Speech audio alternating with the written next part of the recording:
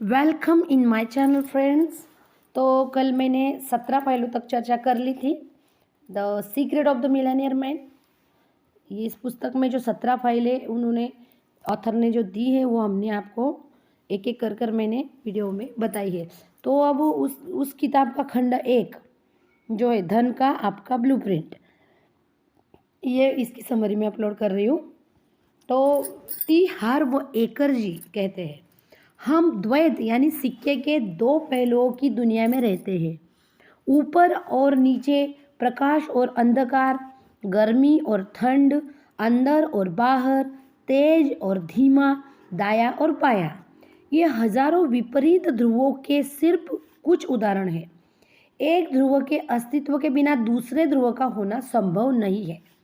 अगर बाई तरफ नहीं है तो क्या दाई तरफ संभव है? संभव ही नहीं है।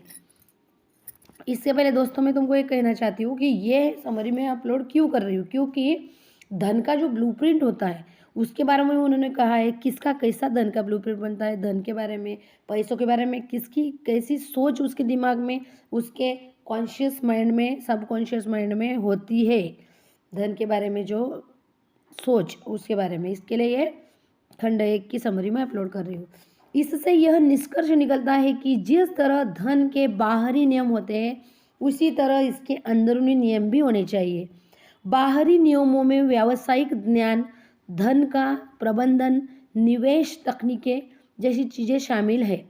ये अनिवार्य है, लेकिन अंदरूनी खेल भी उतना ही महत्वपूर्ण है। इसका एक उदाहरण कारपेंटर और उसके औजार से है। बेहतरीन औजार ज़रूरी है, लेकिन उन औजारों का कुशलता से प्रयोग कर सकने वाला बेहतरीन कारपेंटर बनना उनसे भी ज़्यादा ज़रूरी है।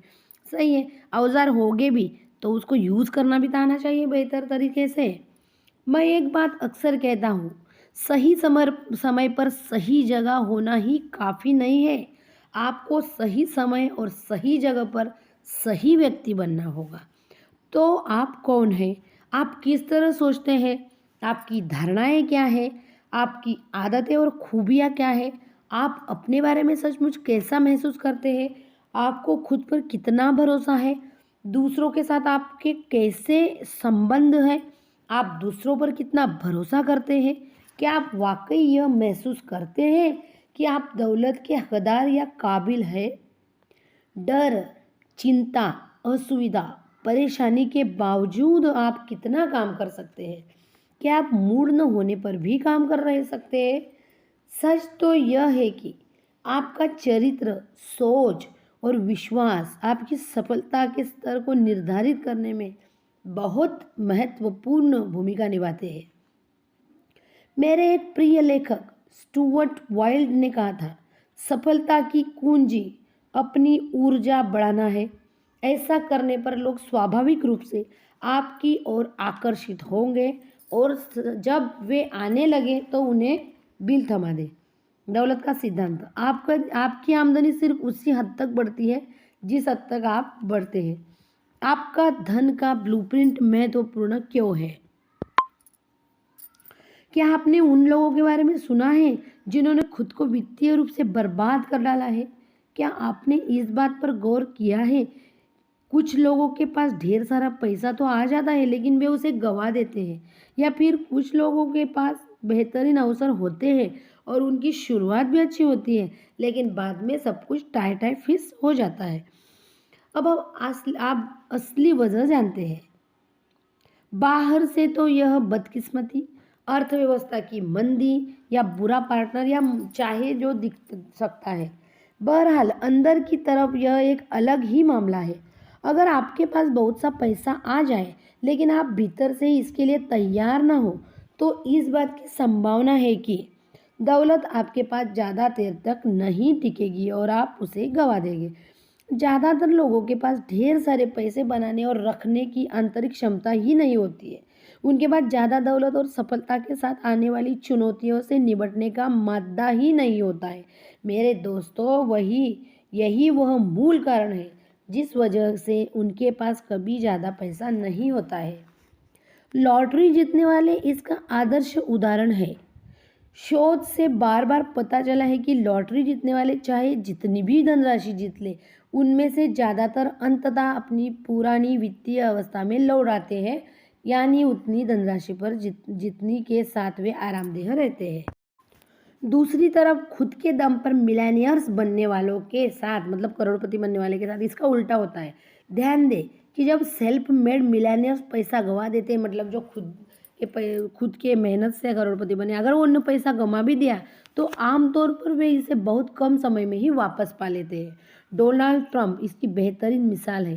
ट्रंप के पास बिलियनों डॉलर थे, यानी अब्जों रुपए थे। उनका सारा पैसा डूब गया, लेकिन कुछ साल बाद उन्होंने न सिर्फ डूबी दौलत पाली बल्कि उससे भी ज़्यादा कमा ली। ऐसा क्यों होता है? कारण यह है कि हालांकि कुछ सेल्फ मेड मिलेनियर्स पैसा तो गंवा सकते हैं, लेकिन वे अपनी सफलता के सबसे महत्वपूर्ण तत्वों को कभी नहीं गंवाते।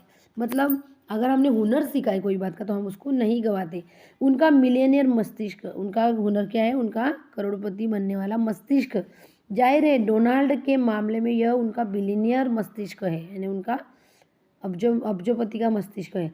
क्या आपको एहसास है कि डोनाल्ड ट्रंप कभी सिर्फ मिलेनियर बनकर खुश नहीं रह सकते थे?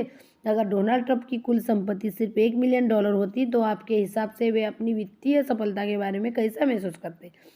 ज़्यादातर लोगों की राय यही होगी कि वे शायद खुद को दिवालिया और वित्तीय दृष्टि से असफल मानते। मतलब उनका बर्तन ही बड़ा है, मतलब उनकी आशाएं बड़ी तो फिर उनको कम ही लगता था वो। ऐसा इसलिए है क्योंकि डोनाल्ड ट्रंप का वित्तीय थर्मोस्टेट मिलियनों पर नहीं बिलियनों पर निर्धारित सेट है। मतलब उनकी क्षमता करोड़पति नहीं अब्जोपति की है। ज़्यादातर लोगों का वित्तीय थर्मोस्टेट मिलियनों नहीं हज़ारों डॉलर कमाने की निर्धारित होता है। कुछ लोगों का वित्तीय थर्मोस्टेट हज़ारों पर भी नहीं बल्कि सैकड़ों पर निर्धारित होता है, जबकि कुछ का वित्तीय थर्मोस्टेट तो शून्य से भी नीचे निर्धारित होता है। वे लोग बुरी तरह ठिठुर रहे हैं, लेकिन उन्हें ज़रा भी अंदाज़ा है कि ऐसा क्यों हो रहा है। सच्चाई यह है कि ज़्यादातर लोग कभी अपनी पूरी क्षमता तक पहुंच ही नहीं पाते। ज़्यादातर लोग सफल नहीं हैं। शोध से पता चला है कि 80% लोग कभी भी अपनी मनचाही जिंदगी जीने के लिए वित्तीय रूप से स्वतंत्र या आत्मनिर्भर नहीं बन पाएंगे, और यह 80% लोग कभी सचमुच सुखी होने का दावा भी नहीं कर पाएंगे। कारण आसान है, अधिकांश लोग बेहोशी में जी रहे हैं। वे स्टीयरिंग व्हील पर झपकी ले रहे हैं। वे जीवन के सतही स्तर पर काम करते हैं और सोचते हैं, जो सिर्फ उस पर आधारित होता है जिसे वे देख सकते हैं। वे सिर्फ ऊपरी तौर पर दिखाई देने वाला संसार में जीते हैं। फल तो जड़ों से मिलते हैं। सच बात है, फल तो जड़ों से मिलते हैं। जड़ अगर मजबूत रही तो फल अच्छे आएंगे। एक पेड़ की कल्पना करें। मान लें कि यह जीवन का पेड़ है। इस पेड़ पर फल लगे हैं। जीवन में हमारे फल हमें मिलने वाली परिणाम है। हम इन फलों अपने परिणामों को देखते हैं और वे हमें पसंद नहीं आते। वे कम है, छोटे हैं या उनका स्वाद अच्छा नहीं है। अगर जड़ ही मजबूत नहीं तो फल कैसे आएंगे? जड़ ही अगर मीठी नहीं है तो हम आदतन क्या करते हैं? हम में से ज़्यादातर लोग फलों पर यानी मिलने वाले परिणामों पर ज़्यादा ध्यान केंद्रित करने लगते हैं, लेकिन वे फल वास्तव में आए कहाँ से हैं? फल तो बीज और जड़ों से उत्पन्न हुए हैं। जो जमीन के अंदर है वह जमीन के ऊपर की चीज़ों को पैदा करता है। जो दिखता नहीं है वह दिखने वाली चीज़ों की रचना करता है। सही में जड़ें दिखती नहीं, लेकिन ऊपर फल हमको दिखते हैं। इसका क्या मतलब है? इसका मतलब यह है कि अगर आप फलों को बदलना चाहते हैं तो पहले आपके जड़ों को बदलना होगा। अगर आप दिखाई देने वाली चीज़ों को बदलना चाहते हैं तो उसके पहले आपको अदृश्य चीज़ें बदलना होगा। दौलत का सिद्धांत। अगर आप फलों को बदलना चाहते हैं तो पहले आपको जड़ों को बदलना होगा। अगर आप दिखाई देने वाली चीज़ों को बदलना चाहते हैं तो उसके पहले आपको अदृश्य चीज़ों को बदलना होगा।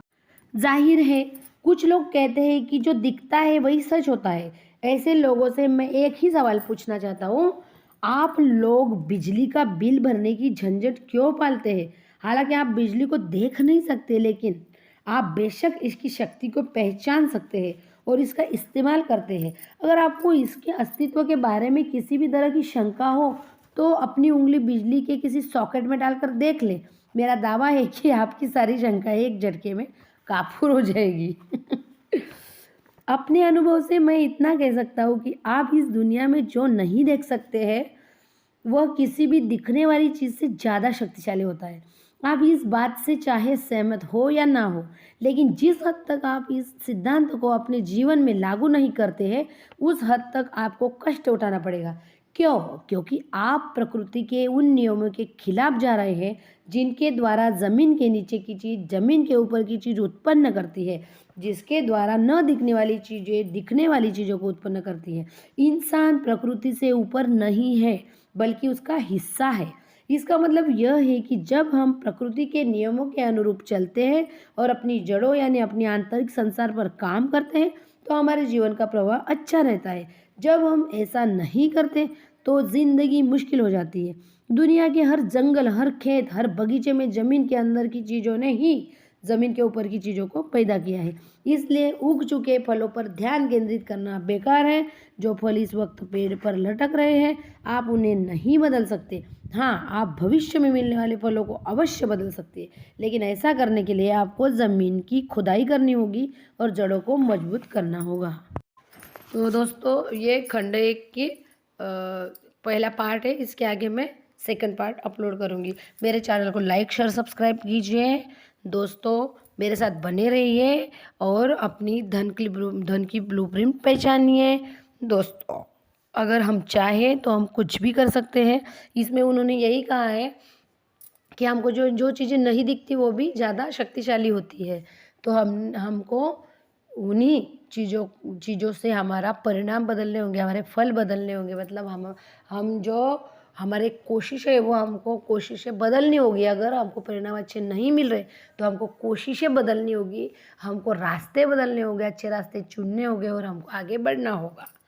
Bye friends, subscribe my channel, bell icon को प्रेस कीजिए। ऐसी वीडियो देखने के लिए मुझे कमेंट कीजिए। बाय।